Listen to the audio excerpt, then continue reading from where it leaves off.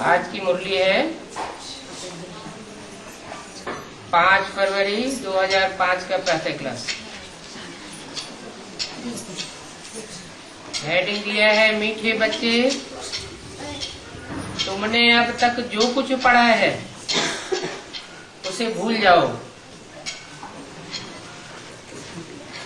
जीते जी मरना माना सब कुछ भूल जाना, पिछला कुछ भी याद ना आए। गीत चला है ओम नमो शिवाय। बच्चों को समझाया गया है जब शांति में बिठाते हो, जिसको निष्ठा अक्षर कहा गया है, तो ये ड्रिल कराई जाती है। अभी बाप बैठ रूहानी बच्चों को समझाते हैं।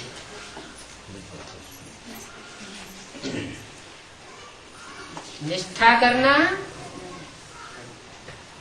याद में स्पेशल बैठना, ये अलग बात है। और अभी जो बाप बैठ रूहानी बच्चों को समझाते हैं, वो एक अलग बात है। समझाते हैं कि जीते जी जो मरे हैं, कहते हैं कि हम जीते जी मर चुके हैं। जैसे मनुष्य मरता है तो सब कुछ भूल जाता है ना, सिर्फ संस्कार मात्र रह जाते हैं। अभी तुम भी बाप का बनकर दुनिया से मर गए हो।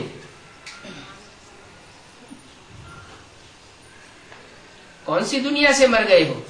नई दुनिया से, पुरानी दुनिया से मर गए हो।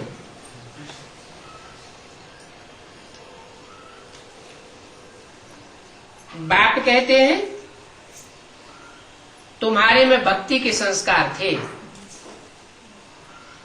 पुरानी दुनिया के जो भी संस्कार थे, 63 जन्मों की भक्ति के संस्कार थे। अब तुम बाप के बच्चे बन गए। तो जब बाप के बच्चे बने तो पुराने संस्कार तुम्हारे बदल जाने चाहिए। बदल रहे हैं। किनके बदल रहे हैं? जो जीते जी पुरानी दुनिया से मर चुके हैं। तुम मरते हो ना।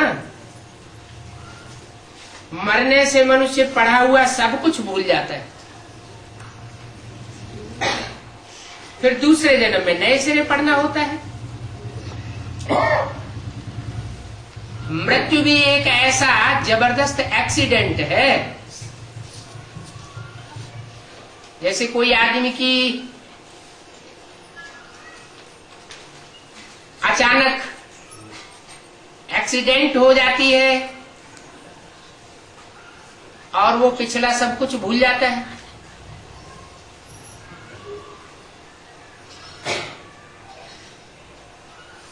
तो तुम्हारी तो ये बेहद की मौत है। 63 जन्मों के बाद तुम्हारा ये नया जन्म हुआ है।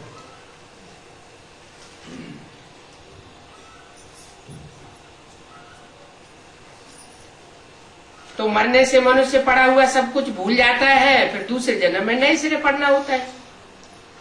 बाप भी कहते हैं तुम जो कुछ पढ़े हुए हो भूल जाओ, क्योंकि तुम बाप के बने हो, पारलौकिक बाप के बने हो ना। मैं तुमको नई बातें सुनाता हूं। उस पुरानी दुनिया में तो पुराने मनुष्य गुरु होते हैं, पुराने ही वही शास्त्र चले आते हैं, पुरानी ही सारी बातें होती हैं।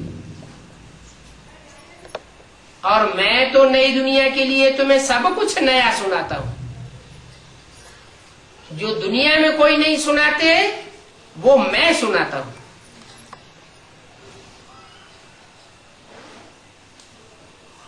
अगर मनुष्य गुरु भी पुरानी बातें सुना सकते तो फिर मेरे आने की क्या दरकार? भगवान इस सृष्टि पर आता है ना, जरूर तब आता होगा जब सब अपनी अपनी बातें, अपना अपना मंथन सुना करके थक जाते हैं, लेकिन दुनिया परिवर्तित नहीं होती। लेकिन मैं तब आता हूं जब ये पुरानी दुनिया परिवर्तित होने वाली होती है। उसकी निशानी है एटम बम।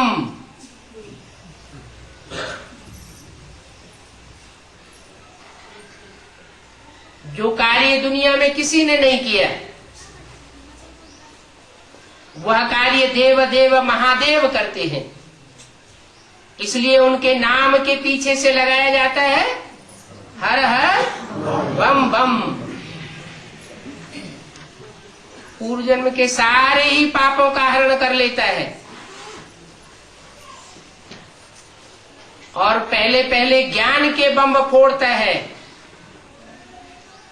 जिससे पुरानी दुनिया की सारी ही पुरानी भक्ति मार्ग की बातें खलास हो जाती है। जो मनुष्य गुरुओं ने झूठ सुनाया है वो सब खलास होने लगता है। तुमको नई बातें सुनाता हूं तो अब वेद शास्त्र ग्रंथ जप तप आदि ये सब बातें भूल जाओ।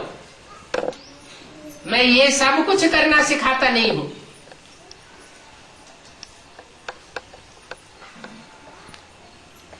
कोई ऋग्वेद यजुर्वेद की पढ़ाई पढ़ाता हूं क्या? कोई संस्कृत के शास्त्र लेकर के पढ़ाता हूं क्या, या पढ़ता हूं क्या?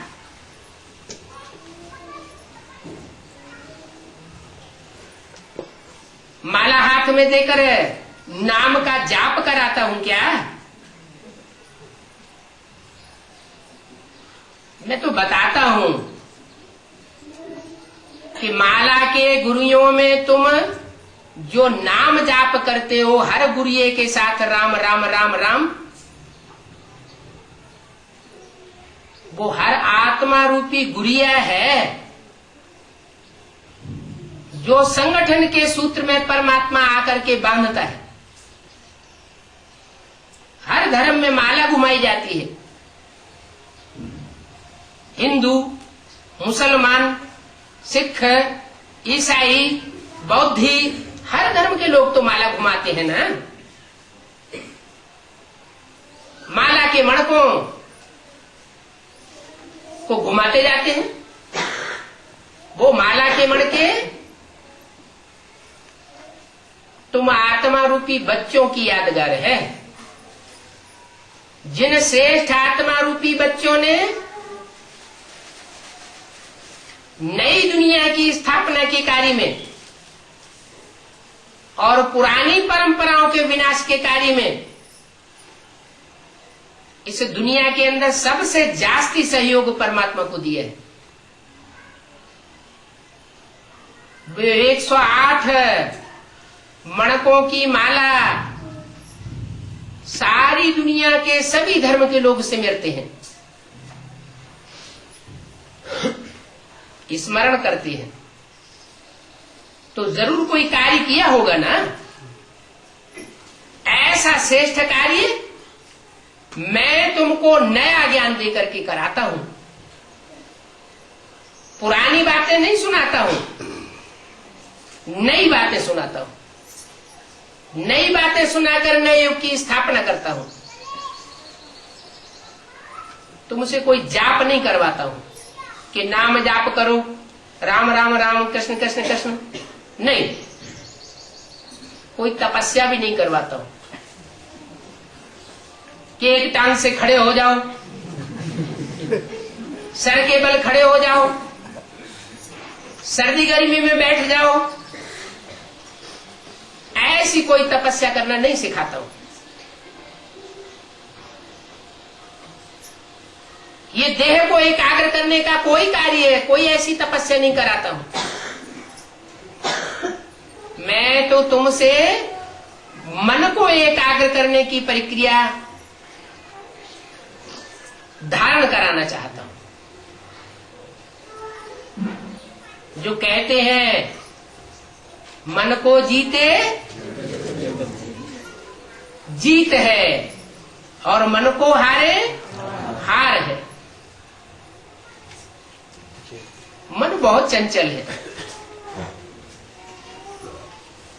कितना प्रयत्न करते हैं एकाग्र करने का तो भी टिकता नहीं है। वर्षों बीत गए, संस्कृत की गीता पढ़ते पढ़ते कितने वर्ष हो गए।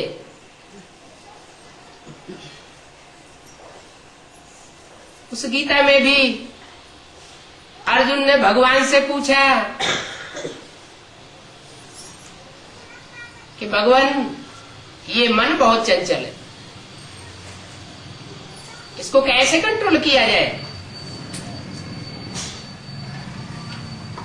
तो उस गीता में भी बताया है, जो मनुष्यों के द्वारा लिखी हुई है, अभ्यासेन तो कौन्तेय वैराग्येण च गृह्यते। अभ्यास करो। मन बार बार चंचल होता है, बार बार उसको ठिकाने पर लाओ। बार बार भागता है, बार बार आत्म की स्मृति दिलाओ। आत्म की स्मृति में जितना जितना टिकते जाएंगे उतना उतना मन की चंचलता समाप्त होती जाएगी। उसके लिए सबसे बढ़िया तरीका है अमृत वेले की याद।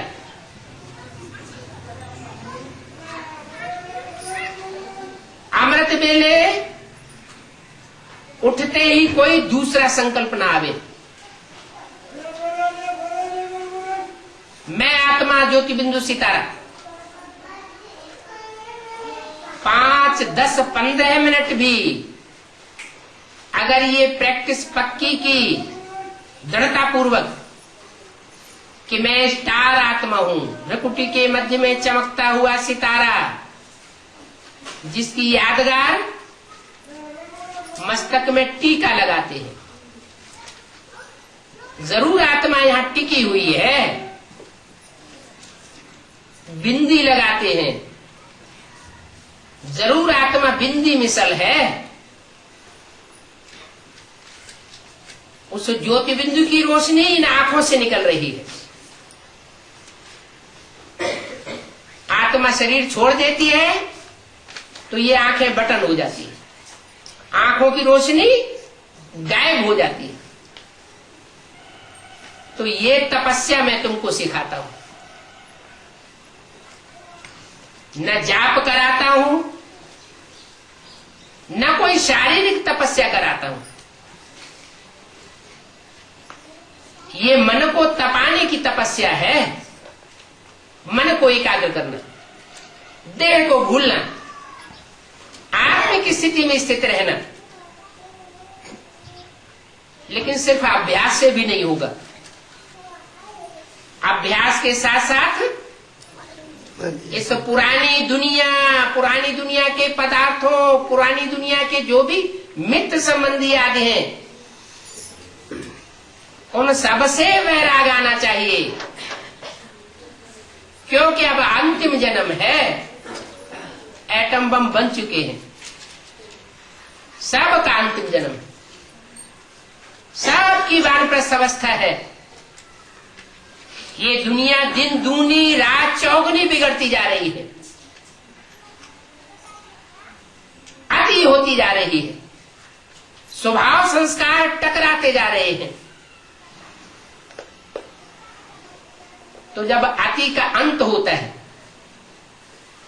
तब दुनिया पलटती है। तो अंदर से ये वैराग आना चाहिए कि ये दुनिया जाने वाली है। ये महलमाड़ियां अटारियां जो इन आंखों से देख रहे हैं, ये सब क्षण भंगुर हैं। अब खेल खलास होने वाला है। ये सारा ही 100-150 वर्ष के अंदर ये माया का पांप दुनिया में फैला हुआ है। इससे पहले इतनी ऊंची ऊंची महल माड़ियां अटारियां, साइंस के इतने चमत्कार दुनिया में नहीं थे। अब क्योंकि ये माया का पंप एंड शो, ये दुनिया जाने वाली है, इसलिए माया भी अपना खूब पसारा फैलाई रही है। माया और मायापति भगवान की लड़ाई है। माया अपनी तरफ खींच रही है और भगवान अपनी तरफ खींच रहा है।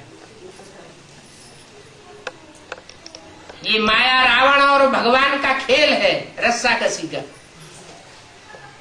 तो भगवान याद दिलाते हैं कि अब अपने को इस पुरानी दुनिया से मरा हुआ समझो।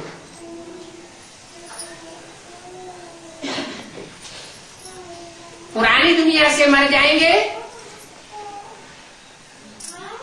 तो परमात्मा की सुनाई हुई बातें बुद्धि में, स्मृति में बनी रहेंगी।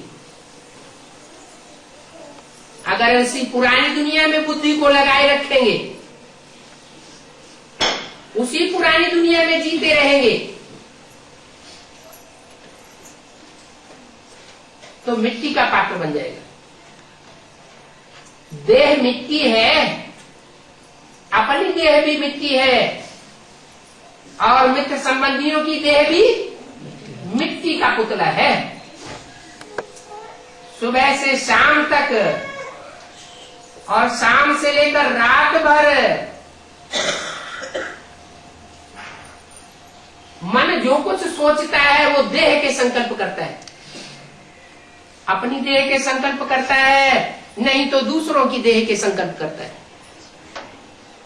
उस देह को याद करने से मन बुद्धि क्या बनेगी?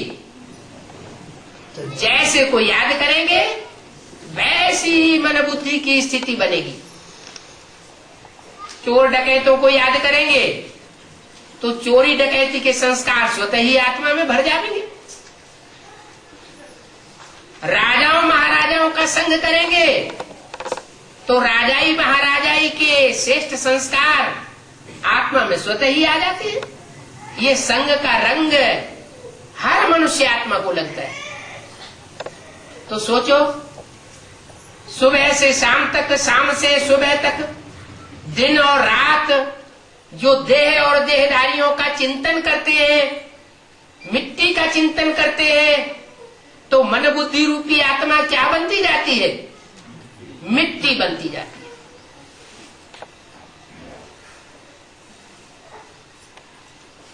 कोई कहेंगे मिट्टी बनती जा रही है।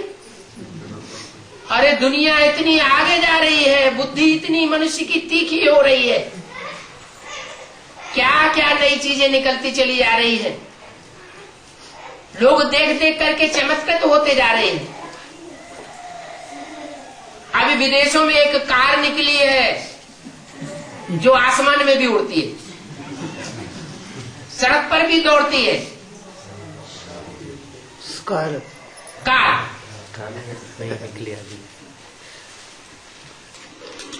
और हो सकता है ऐसी कार भी निकल पड़े जो समुद्र पर भी दौड़ने लगे।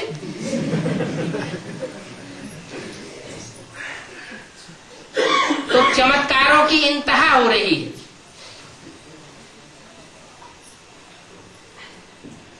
मनुष्य की बुद्धि समझा जाता है बहुत तीखी हो गई, लेकिन तीक्ष्ण बुद्धि होना एक अलग बात और सात्विक बुद्धि होना एक अलग बात।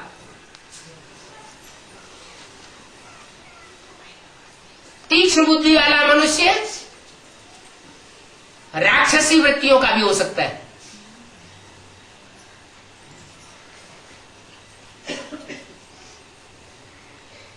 तो संसार की गति मनुष्यों के हिसाब से आसुरी दुनिया की तरफ जा रही है, तामसी बनती जा रही है। अभी भगवान बाप बता रहे हैं कि इन माया के पाम्प एंड शो वाली दुनिया में अपनी बुद्धि को भरमाना नहीं।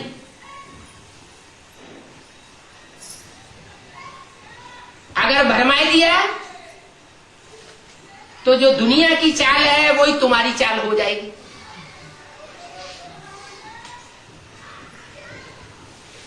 दुनिया के बड़े बड़े धर्म नेताएं, राजनेताएं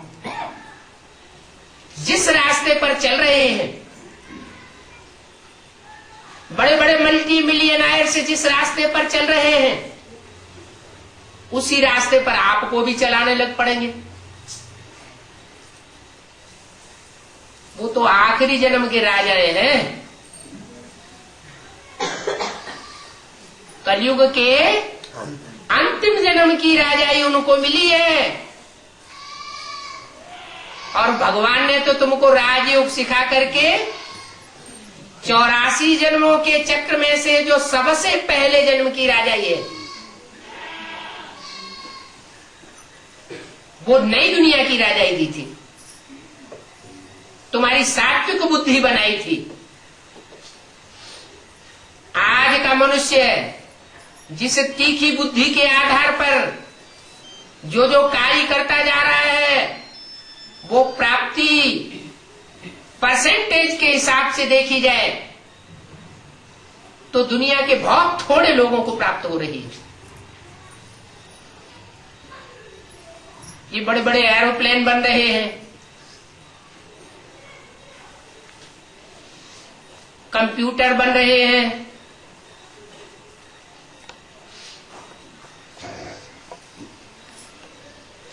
और न जाने क्या क्या चीजें बन रही हैं।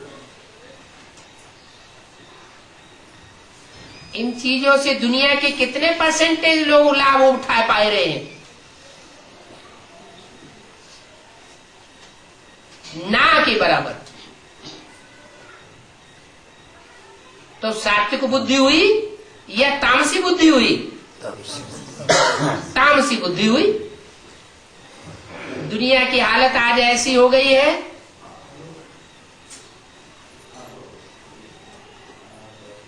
जैसे कोई मनुष्य जिस डाली पर बैठा हुआ हो उसी डाली को काट रहा हो।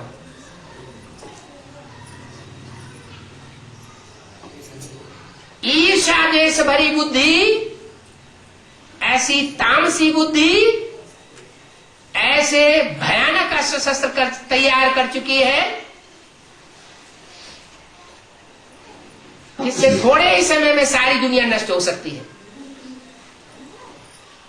उसी दुनिया में रह रहे हैं और उसी दुनिया को नष्ट करने के लिए सामान तैयार कर रहे हैं। उस सामान से जनरल पब्लिक का क्या फायदा हो रहा है? फायदा हो रहा है कि भय बढ़ रहा है। भय जबरदस्त बढ़ता चला जा रहा है, पता नहीं कब क्या हो जाए। देखो अफगानिस्तान की लड़ाई छिड़ी तो दुनिया में कैसे कैसे भय के वाइब्रेशन फैल गए थे। इराक की लड़ाई छिड़ी, कैसा कैसा भयभीत बनाने वाला वातावरण दुनिया का बनने लगा। ये तो छोटा सा रूप दिखाया, अभी तो परमात्मा बाप का कार्य चल रहा है। तुम ब्राह्मण सो देवता बनने वाले बच्चों के बीच जो ब्रह्मा मुख की बातें सुन करके, ज्ञान सुन करके अपने जीवन में धारणा करते हैं और दूसरों को कराते हैं,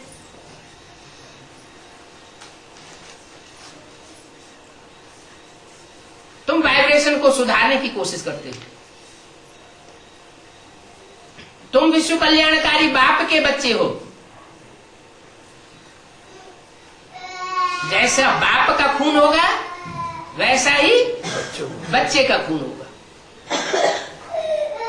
अब वो बाप तो लौकिक बाप होता है, लौकिक बाप का खून भी लौकिक होता है। स्थूल बाप होता है तो स्थूल बाप का स्थूल खून होता है। देह का बाप, उससे देह का खून मिलता है। ये तो आत्मा का बाप है, देह का बाप नहीं है, पारलौकिक बाप है। और एक जन्म का बाप नहीं है, अनेक जन्मों की स्मृति देने वाला बाप आया हुआ है। जैसे अर्जुन से गीता में भगवान ने कहा, हे अर्जुन, तू अपने जन्मों को नहीं जानता, मैं तेरे को बताता हूं।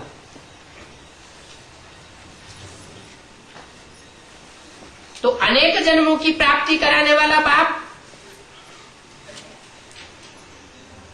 वो बता रहा है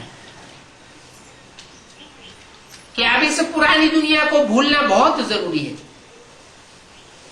अगर सिर्फ अभ्यास करते रहेंगे और पुरानी दुनिया में बुद्धि भी रमाते रहेंगे तो जो प्राप्ति होनी चाहिए वो प्राप्ति नहीं हो सकेगी, क्योंकि अधूरा पुरुषार्थ हुआ। तो अब ये वेद शास्त्र ग्रंथ जप तप ये सब बातें भूलो जो मनुष्य गुरुओं की सिखाई हुई है। इसलिए कहा है हियर नो इविल, ये इविल बातें भूल जाओ। इन शास्त्रों को पढ़ करके ही जर्मनी के विद्वानों ने ऐसी बुद्धि चलाई कि आग्नेय अस्त्र तैयार कर लिए। महाभारत में ये बात आई है कि यादवों के पेट से मूसल निकले आग्नेय अस्त्र के रूप में। उन बातों को पढ़ करके उनकी बुद्धि दौड़ने लगी। और जर्मनी के उस समय दो हिस्से थे, एक पूर्वी हिस्सा जो रसिया की तरफ था नास्तिकवादियों की ओर, उन्होंने बुद्धि चला के एटॉमिक एनर्जी तैयार कर दी। दुनिया की भयंकर से भयंकर शस्त्र सामग्री। बाप कहते हैं ये शंकर का कार्य हो रहा है। क्या? मेरे 3 बच्चे हैं पहलौटी के, ब्रह्मा, विष्णु और शंकर। मैं इस सृष्टि पर जब आता हूं तो अकेला नहीं आता हूं, इन 3 मूर्तियों के साथ संसार में प्रत्यक्ष होता हूं। उन 3 मूर्तियों में सबसे बड़ा बच्चा कौन? ब्रह्मादेव, विष्णुदेव, देवदेव, महादेव। वो पहला बच्चा है। देवताओं में भी बड़ा है। उस बड़े बच्चे को बड़ा काम सौंपा हुआ है। क्या बड़ा काम? इब्राहिम आए, इस्लाम धर्म स्थापन कर दिया। पुराना धर्म जो चला आ रहा था और उसमें जो पुरानी परंपराएं पड़ गई थी उनका विनाश नहीं किया। महात्मा बुद्ध आए, उन्होंने बौद्ध धर्म स्थापन कर दिया, बौद्ध धर्म की धारणा स्थापन कर दी।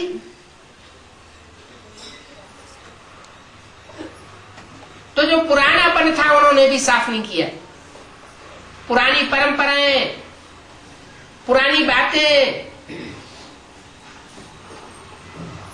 पुराने स्वभाव संस्कार वो ज्यों के त्यों चलते रहे। क्राइस्ट आए, उन्होंने क्रिश्चियन धर्म स्थापन कर दिए। उन्होंने भी पुरानी परंपराएं नष्ट नहीं की, पुरानेपन को नष्ट नहीं किया। जो भी धर्म पिताएं आए, चाहे द्वापर में आए चाहे कलयुग में आए, अपने अपनी धर्म स्थापन कर दिया, धर्म की धारणाएं स्थापन कर दी। सैकड़ों नहीं, हजारों नहीं, लाखों नहीं, करोड़ों पब्लिक को अपना फॉलोअर बना लिया, लेकिन दुनिया नीचे गिरती चली गई, क्योंकि पुरानेपन का नाश जो होना चाहिए वो नहीं हुआ।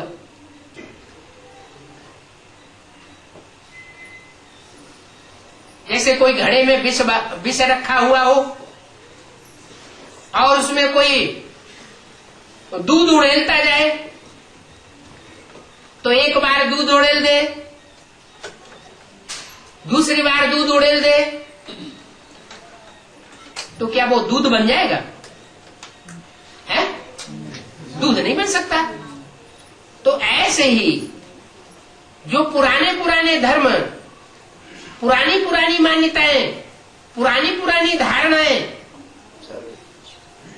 उनका नाश नहीं किया, उनकी सफाई नहीं की, मनुष्य के स्वभाव संस्कार बिगड़ते चले गए और नई धारणाएं धर्म की स्थापन करते थे, तो दुनिया का सुधार नहीं हुआ। सिर्फ इस सृष्टि रूपी मकान का टाइम टू टाइम और स्थान पर रिपेयरिंग कर दी। मकान रिपेयर हुआ, लेकिन नया मकान नहीं बना सके। परमात्मा बाप कहते हैं कि जो काम दुनिया के कोई भी धर्म पिताएं, महात्माएं, संत पुरुष, बड़े बड़े धर्म नेताएं, बड़े बड़े राजनेताएं, बड़े बड़े राजाएं महाराजाएं हिस्ट्री के नहीं करवा सके, वह कार्य मैं अपने बड़े बच्चे से कराता हूं। क्या कार्य? पुरानी दुनिया का विनाश, पुरानी परंपराओं का विनाश, पुराने ज्ञान का विनाश, या कहो अंधकार का विनाश। जो भी मनुष्य गुरुओं के द्वारा सिखाया गया है वो सब तामसी बातें सिखाई गई।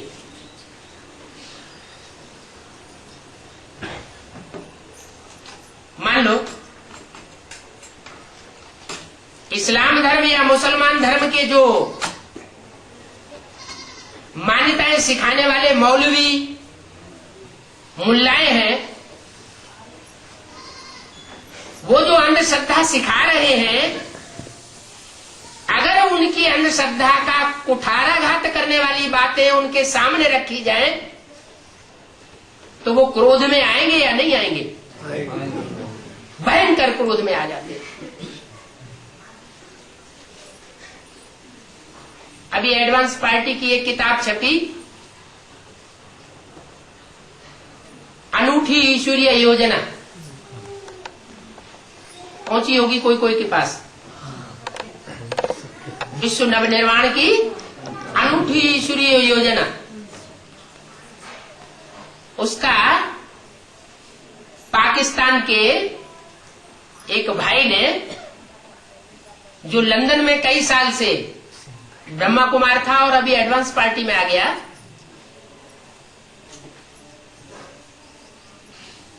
विदेशों में से निकला हुआ पहला ब्रह्मा कुमार, उसने उर्दू में उस किताब का तर्जुमा कर दिया, उर्दू अनुवाद कर दिया, और वो दिल्ली के एक बड़े ऑफिस में टाइप करने के लिए दे दिया। उसने ले लिया, पैसे भी ले, क्योंकि स्टैंडर्ड ऑफिस में काम करने के लिए दिया। वहां कोई मौलवी साहब घुस पड़े, उन्होंने किताब पढ़ ली और उन्होंने अपनी टीका टिप्पणी करके उसकी बुद्धि को घुमा दिया। पैसे भी वापस और किताब भी वापस।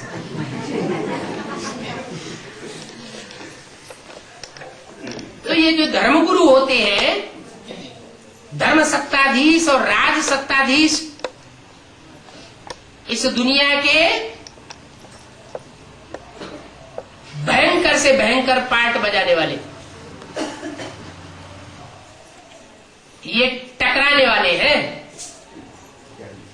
आज की दुनिया की ये बात नहीं है। जब जब नए नए धर्मों की स्थापना हुई है तो जो पुरानेपन का धर्म चला आ रहा था, उनके मुल्ला, मौलवी, पंडित, विद्वान, आचार्य वो टकराना शुरू कर देते। क्राइस्ट आए, बेचारे को सूली पर चढ़ना पड़ा, उन्हीं विरोधियों की बदौलत। मोहम्मद आए, खूब धुनाई पिटाई हुई। आज तक मुसलमान मोहम्मद साहब को याद करके या हुस्से करते रहते हैं, या हुस्से हम न हुए, हम होते तो हम भी तुम्हारी कुछ सहायता करते।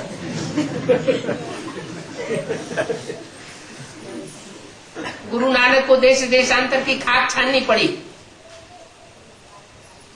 महात्मा बुद्ध को भारत देश से निकाला मिल गया और विदेशों में जाके खाक छाननी पड़ी, अपने धर्म की स्थापना करनी पड़ी।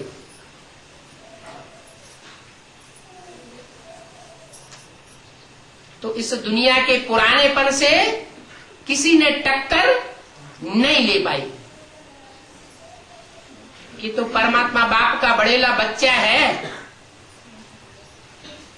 जिसके नाम के साथ शिव का नाम जुड़ जाता है, शिव शंकर भोलेनाथ।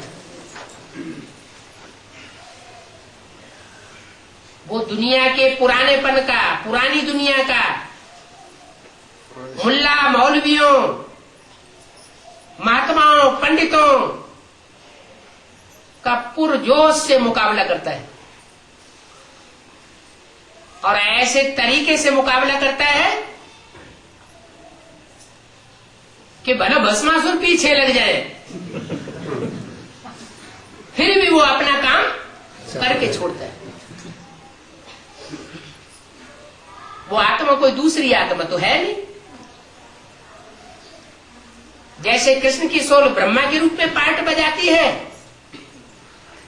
पहली मूर्ति के रूप में, ऐसे ही राम की सोल अंतिम जन्म में शंकर का पार्ट बजाती है।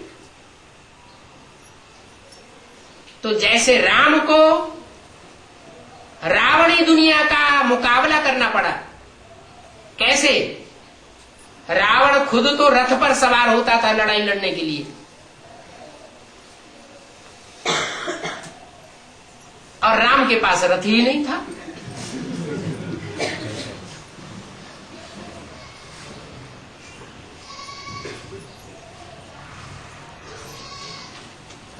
वो खुद महलमाड़ियों और अटारियों में रहता था। कौन? रावण।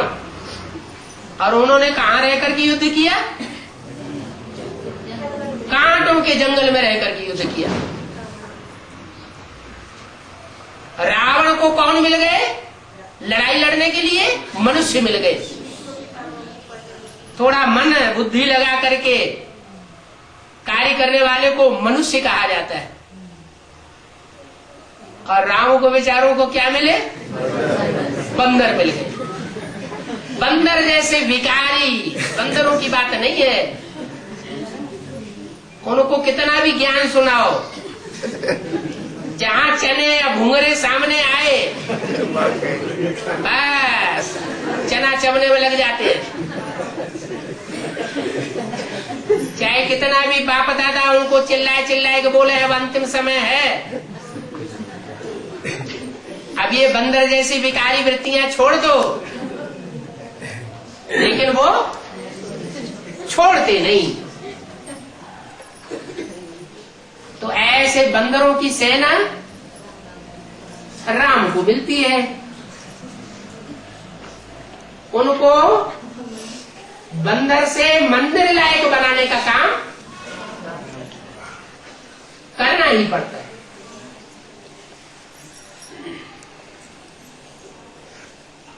कृष्ण के रूप में कंस से मुकाबला दिखाया गया है।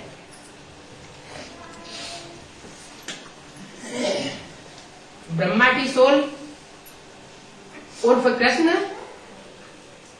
ने 69 तक जो पार्ट बजाया वो ब्रह्मा का पार्ट था, कृष्ण के रूप का पार्ट नहीं था।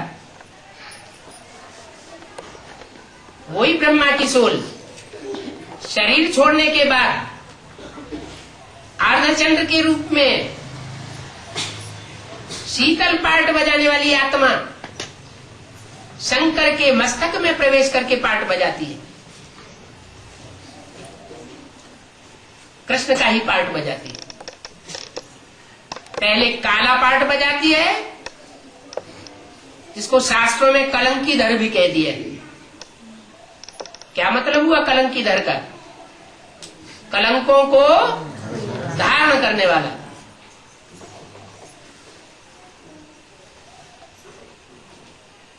इसलिए उनके नाम का आधा हिस्सा श्याम कहा जाता है और आधा हिस्सा लास्ट का सुंदर कहा जाता है। माना एक ही व्यक्तित्व, एक ही पर्सनालिटी, जिसमें कृष्ण की सोल प्रवेश करके पार्ट बजाती है, वो पहले काला पार्ट बजाती है, श्याम पार्ट बजाती है और बाद में सुंदर पार्ट बजाती है। इतना भयंकर काला और इतना सुंदर दुनिया का कोई भी धर्म पिता ऐसा पार्ट नहीं बजाता। काले से काला और गोरे से गोरा। नहीं तो एक व्यक्ति के दो अपोजिट नाम कैसे हो गए?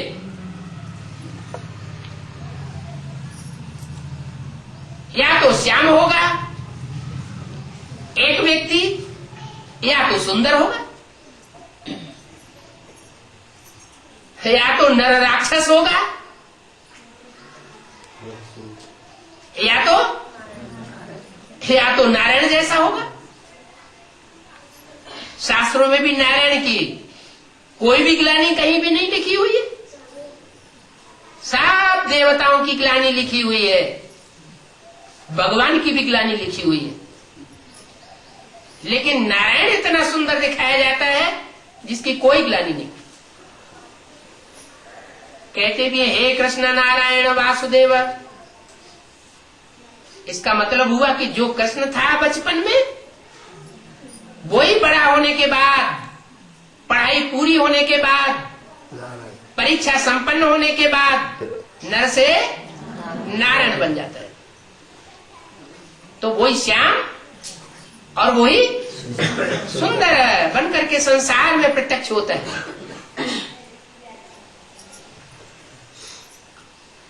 तो बाप कहते हैं बच्चे अब पुरानी दुनिया को भूल जाओ,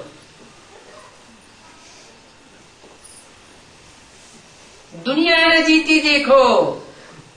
क्या ये जो इन आंखों से दुनिया देख रहे हो, जो कुछ भी इन आंखों से देख रहे हो, वो सब रहने वाला नहीं है, सब खलास होने वाला है।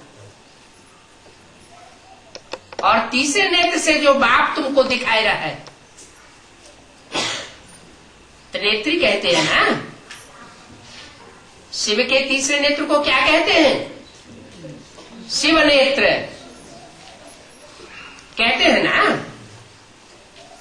तो वो शिव आत्मा के रूप में तीसरा नेत्र बन करके महादेव में प्रवेश करके वो सारा ज्ञान सुनाए रहा है, जिस ज्ञान से तुम नई दुनिया में जाने वाले हो।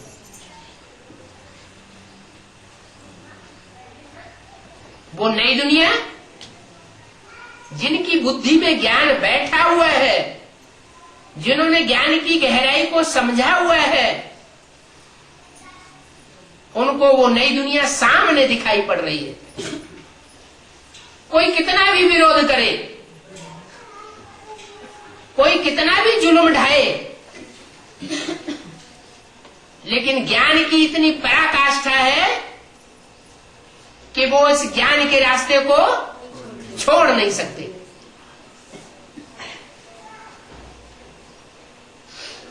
देखने वाले दंग रह जाते हैं, पता नहीं इनको कौन सा गुरु मिला हुआ है। अरे गुरु तो वो मिला हुआ है जिसको सदगुरु कहा जाता है। सिख लोग कहते हैं एक सदगुरु अकाल मूर्त।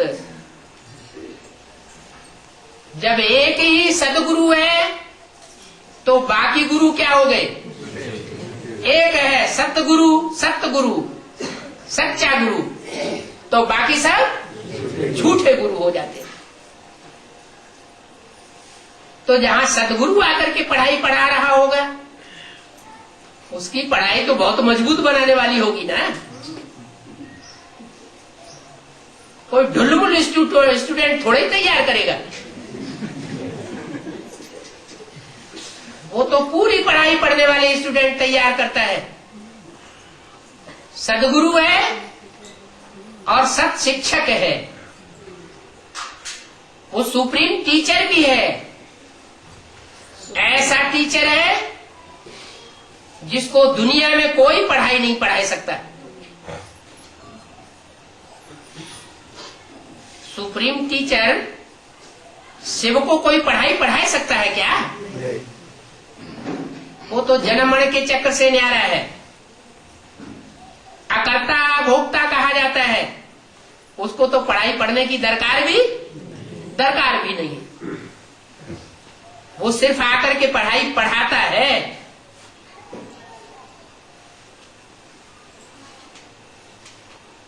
और ऊंचे से ऊंचा शिक्षक बनता है। उससे पहले वो बाप बनता है, सुप्रीम बाप, सुप्रीम फादर कहा जाता है। शरीर को जन्म नहीं देता है। किसको जन्म देता है? आत्मा कहाँ जन्म लेती है? आत्मा तो अजर अमर अविनाशी है। हाँ, आत्मा को परिचय देता है कि तुम ज्योति बिंदु आत्मा हो, तुम स्टार हो। ये परिचय दुनिया में किसी ने नहीं दिया। बल गीता में लिख दिया है, प्रभोर मध्य प्राणम आवेश सम्यक। जब मनुष्य मरने लगे तो प्राण रूप आत्मा का भ्रकुटी में ध्यान करे। अब वो प्राण रूप आत्मा कैसी है वो बात तो बताई नहीं, बस दूसरे श्लोक में बताई दिया है। अणोणीयांश मनुस्मरेत्य, जिसको अणुरूप में मनीषी मानते रहे। लेकिन अणु तो जड़ होता है। अणु से तो अणुबम एटम बम बनता है। ये आत्मा तो चैतन्य है। तो ये बात उनकी बुद्धि में नहीं आई। माना आत्मा अणुरूप भी है, सूक्ष्म से सूक्ष्म भी है और चैतन्य भी है और रोशनी वाली है, स्वयं प्रकाशित है। तीन बातें, आत्मा अति सूक्ष्म अणुरूप है। दूसरी बात, आत्मा चैतन्य है। बोलते चालते को चैतन्य कहा जाता है। अणुरूप माने सूक्ष्म है, आत्मा चैतन्य है और तीसरी बात स्वयं प्रकाशित है। हाँ, उस आत्मा का प्रकाश जन्म मरण के चक्र में आने से मध्यम धीमा धीमा होता जाता है। आत्मा भी एक प्रकार का बीज है। ये शरीर उसका वृक्ष है। जैसा बीज होता है वैसा ही वृक्ष निकलता है। तो मनुष्य आत्मा का ये बीज है।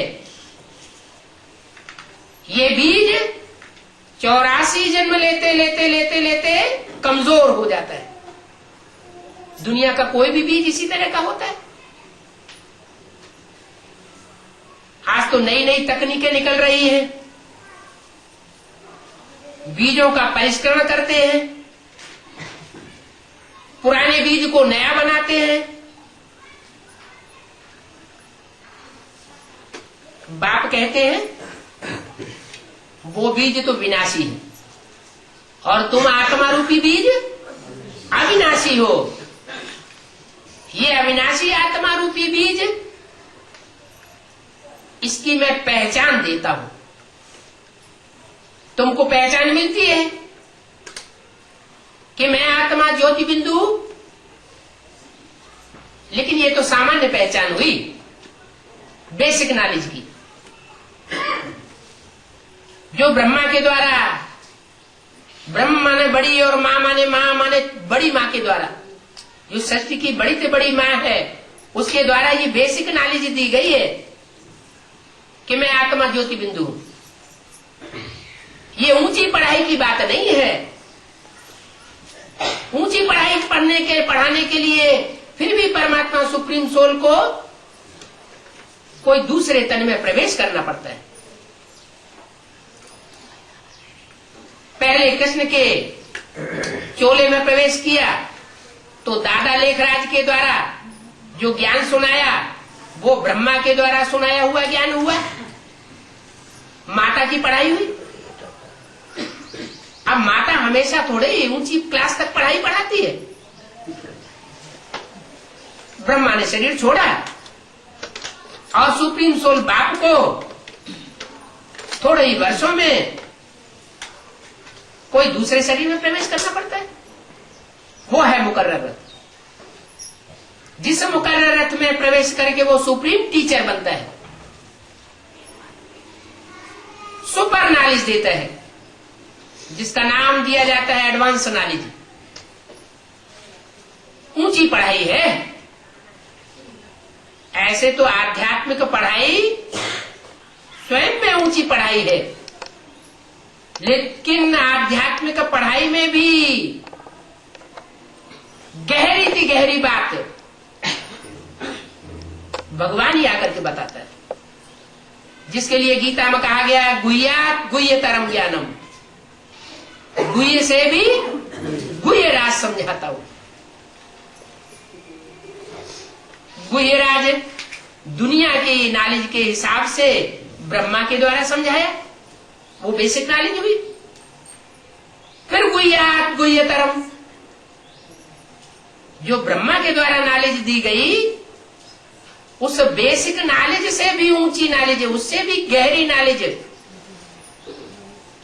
फिर शंकर के रूप के द्वारा सुप्रीम टीचर के रूप में परमात्मा सेवा करके देते।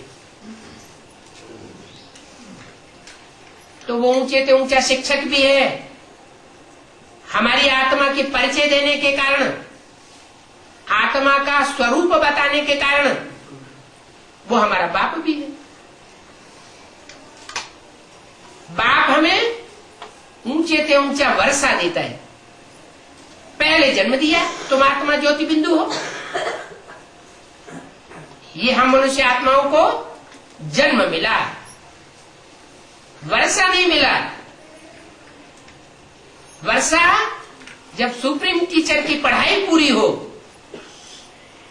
तब वर्षा मिलता है। तो अभी सुप्रीम टीचर ने सारी नॉलेज दे दी। अभी जो जितना मनन चिंतन मंथन करे, जो जितना उस एडवांस नॉलेज को प्रैक्टिकल जीवन में धारण करे और कराए, क्योंकि ये प्रयोगात्मक ज्ञान है, ये कोई थ्योरी नहीं है। थ्योरी के साथ इस ज्ञान को प्रैक्टिकल जीवन में भी उतारना पड़े। पहले खुद धारण करके देवता जैसा स्वभाव धारण करे, स्वभाव संस्कार बनाए, फिर अपने घर परिवार वालों को भी ऊपर उठाए, गांव मोहल्ले वालों को भी ऊपर उठाए, सारे देश को ऊपर उठाए, सारे विश्व को ऊपर उठाए। ऐसी इस पढ़ाई में जो आगे जाते हैं वो परमात्मा बाप का मुक्ति और जीवन मुक्ति का नंबरवार वर्षा प्राप्त करते हैं। वो बाप अभी इस जीवन में रहते ही दुख दर्दों से मुक्ति देने वाला है। दुनिया के लौकिक बाप होते हैं, बच्चों को जन्म देते हैं, तो बच्चों को जन्म सिद्ध अधिकार बाप से मिलता है या नहीं मिलता है? उसी जन्म में मिलता है या अगले जन्म में मिलता है? उसी जन्म में मिलता है। तो ये सुप्रीम सोल बाप भी उन धर्म गुरुओं की तरह पढ़ाई नहीं पढ़ा रहे हैं, वो वर्षा नहीं दे रहे हैं जो लौकिक बाप देते हैं। वो तो 10-20 हजार 50 हजार लाख 2 लाख करोड़ 2 करोड़ का वर्षा दे देंगे। ये सुप्रीम सोल बाप जन्म जन्मांतर की सुख शांति का वर्षा देने आए हैं। राजयोग की पढ़ाई पढ़ा करके जन्म जन्मांतर का राजा बनाने आए हैं। वो इंजीनियरिंग के कॉलेज होते हैं, इंजीनियर आकर के पढ़ाई पढ़ाते हैं, इंजीनियर बन जाते हैं। कॉलेज में पढ़ के डॉक्टर बन जाते हैं, मास्टर बन जाते हैं, वकील बन जाते हैं। एक जन्म पढ़ाई पढ़ी और फिर खलास। ये बाप तो ऐसी पढ़ाई पढ़ाते हैं जो दुनिया में आज तक किसी ने नहीं पढ़ाई। उस पढ़ाई का नाम है राजयोग। राजयोग की पढ़ाई पढ़ा करके राजा का वर्षा देते हैं जन्म जन्मांतर का।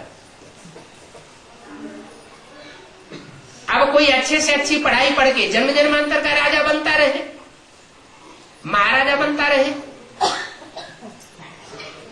पूरी पढ़ाई न पढ़े, कुछ कम पढ़े, तो जन्म जन्मांतर की रानी बनता रहे, महारानी बनता रहे, राज्याधिकारी बनता रहे, जन्म जन्मांतर राज घराने में जन्म लेता रहे। क्या इस पढ़ाई के भी पास होने के रैंक हैं? जैसे दुनियावी पढ़ाई होती है तो पास होने वाले नंबरवार होते हैं ना। पास विधानर सबसे ऊंचे माने जाते हैं। यहां भी बाप की पढ़ाई में जो भी पढ़ने वाले हैं लाखों की तादाद में, 9 लाख सितारे हैं ना। कितने सितारे हैं? ये धरती के सितारे हैं, वो आसमान के जड़ सितारे हैं। वो जड़ सूर्य से रोशनी लेकर के जड़ रोशनी देते हैं, टिमटिमाते हैं। और ये चैतन्य ज्ञान सूर्य से रोशनी, ज्ञान की रोशनी लेकर के विनाश के टाइम में सारी दुनिया में ज्ञान की चमक मारेंगे। ये 9 लाख पढ़ाई पढ़ने वाले जो स्टूडेंट्स हैं, वो इसी जीवन में राजयोग की पढ़ाई पढ़ करके संपन्न पद पाते हैं। भले नंबर बात ज्यादा में ज्यादा पद है कितने? 16,000। 16,000 ज्यादा में ज्यादा पास होने वाले, और कम से कम श्रेष्ठ पास, श्रेष्ठ से श्रेष्ठ पास होने वाले हैं 8। वो 8 और 9 आज भी जब कोई अनुष्ठान किया जाता है, शादी की जाती है, यज्ञोपवीत किया जाता है, तो 8 और 9 ग्रह के रूप में आज भी उनकी पूजा होती है। तो वो है ऊंचे से ऊंचा पद। फिर है 108 जो माला हर धर्म में घुमाई जाती है, वो फर्स्ट क्लास पास होने वाली 108 श्रेष्ठ आत्माएं, अनेक जन्मों की राजाई प्राप्त करने वाले। उसके बाद 1000 जो गाए हुए हैं, ब्रह्मा की 1000 भुजाएं। भुजा माने मददगार, परमात्मा के कार्य में विशेष मददगार बनते हैं। उसके बाद 16,108 जो भल राजा ही प्राप्त नहीं करते, लेकिन जन्म जन्मांतर राजघराने में आने की क्वालिटी मिल जाती है उनको। तो ऐसी अच्छी पढ़ाई, ऐसा अच्छा सुप्रीम टीचर, ऐसा अच्छा बाप, ऊंचे ते ऊंचा बाप, ऊंचे ते ऊंचा वर्षा देने वाला, ऐसी प्राप्ति का कौन छोड़ देगा? कोई मूर्ख होगा जो ऐसे बाप की ऐसी पढ़ाई को छोड़ दे। अच्छा, ओम शांति। बाप के घर में जाकर के आत्मा बच्चा पैदा नहीं हुआ है, है? ठीक है। तो जिन्होंने भट्ठी नहीं की है, जब तक भट्ठी न करे तब तक यज्ञ सेवा में पैसे न दें। क्या सहयोग देने की तब तक मनाही? क्या तन का भी सहयोग नहीं, धन का भी नहीं, मन का दे सकते हैं। ठीक है। आपके साथ साथ और संग संग रहने वाली आत्माओं की निशानी क्या होगी? जो स्वभाव संस्कार बाप का होगा वो बच्चों का होगा, है? कृष्ण के साथ जिनके जन्म होंगे, कृष्ण का जो स्वभाव संस्कार होगा वो बच्चों का होगा। राम वाली आत्मा के साथ जिनके जन्म जन्मांतर रहे होंगे, उनके संग के रंग से स्वभाव संस्कार वैसे ही बने। ये इसमें क्या नई बात है? इस्लामियों के साथ जिन्होंने जन्म लिए होंगे, उनके स्वभाव संस्कार इस्लामियों की तरह होंगे। बौद्धियों के साथ जिन्होंने जन्म लिए होंगे, उनके स्वभाव संस्कार बौद्धियों की तरह होंगे। ये क्या नई बात है? हाँ जी। एक माता आई थी गैप से, हाँ। बाहर गाँव से, हाँ। और वो कह रही थी कि विष्णु का एक पार्ट चालू हो गया। विष्णु का पार्ट चालू, वो तो अव्यक्त वाणी में बाबा ने बता दिया। अफ्रीका, हाँ। अफ्रीका के लिए तो क्या अफ्रीका वालों ने वो सर्विस शुरू कर दी है? हाँ। तो सही में क्या बात है, उनको समझ में नहीं आया। वो माता ने पूरा बात नहीं बताई। क्यों नहीं समझ में आ रहा है? पूरा बताया ना। अभी अव्यक्त वाणी में बाबा ने बोला है कि नहीं? पिछली अव्यक्त वाणी में बाबा ने कहा न्यू वर्ल्ड की सौगात तुम बच्चों को बाप दादा दे रहे हैं। वो न्यू वर्ल्ड में जाते आते हो। तो उन्होंने कहा एक भाई, रुक जाओ, पूरी बात समझ लो। तो नई वर्ल्ड होगी, तो नई वर्ल्ड में प्रवृत्ति मार्ग का राज्य होगा या निवृत्ति मार्ग का राज्य होगा? प्रवृत्ति का ही राज्य होगा। नॉर्थ पोल साउथ पोल क्या है? दक्षिण ध्रुव उत्तर ध्रुव क्या है? जहाँ बर्फ के पहाड़ जमे हुए हो, बेहद में, बहुत ऊंची स्टेज में। शंकर जी कहाँ रहते हैं? लौकिक में तो वो पहाड़ जो है ना बर्फ के, वो भी पहाड़ माने ऊंची स्टेज नहीं, वो भी भूभाग की तरफ बन रहे ना। ऊंची स्टेज। अहमदनगर के फिर किस स्टेज में आ जाएगा? अहमदनगर में ऊंची से ऊंची स्टेज वाले भी, नीचे से नीचे स्टेज वाले भी। वो तो हर शहर में होते। ये क्या नहीं बात है? अहमदनगर में क्या मतलब सब अहमद शाह अब्दाली के कुल के होंगे क्या?